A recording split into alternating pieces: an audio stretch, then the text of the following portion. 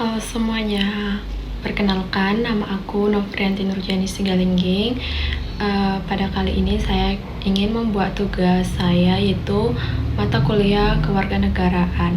Pada kesempatan kali ini, saya ingin memberi pandangan analisis sekaligus tanggapan mengenai wacana amandemen Undang-Undang Dasar 1945 yang sedang ramai dibicarakan.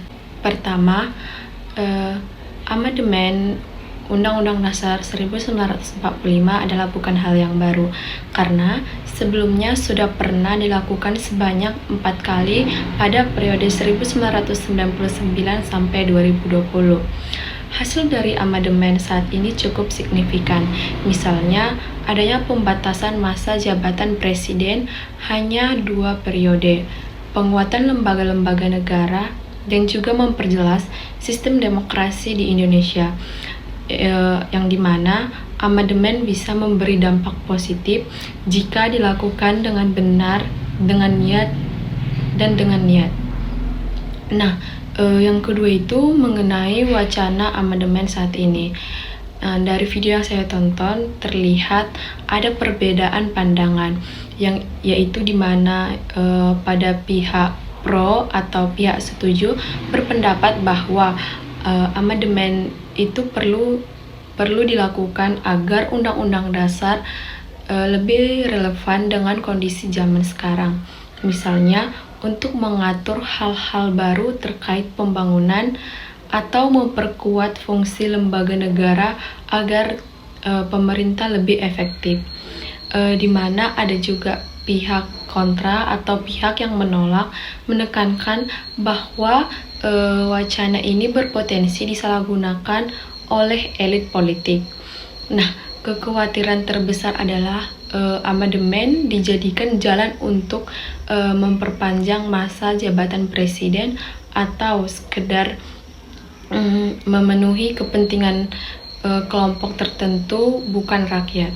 Nah, menurut pandangan saya pribadi, saya berpendapat bahwa amandemen bisa saja dilakukan, tapi harus jelas tujuannya.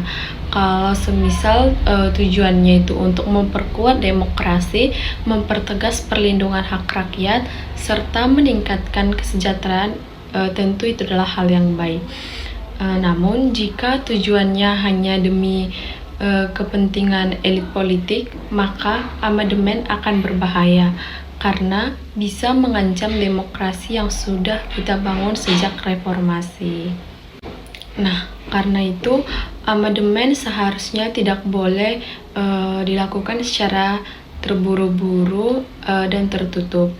Rakyat harus dilibatkan melalui diskusi publik, akademis, dan pakar hukum tata negara. Dan memang prosesnya juga harus transparan agar tidak menimbulkan kecurigaan.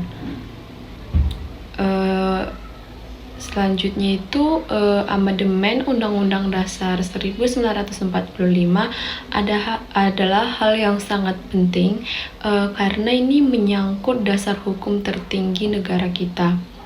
Di sini saya menegaskan bahwa amandemen boleh dilakukan hanya jika demi kepentingan bangsa dan rakyat secara luas, bukan untuk kepentingan elit politik semata. Nah, demikian pemaparan yang bisa saya buat. Maaf jika mungkin ada salah pengucapan atau salah kata dari pemaparan saya mohon maaf. Terima kasih. Bye-bye.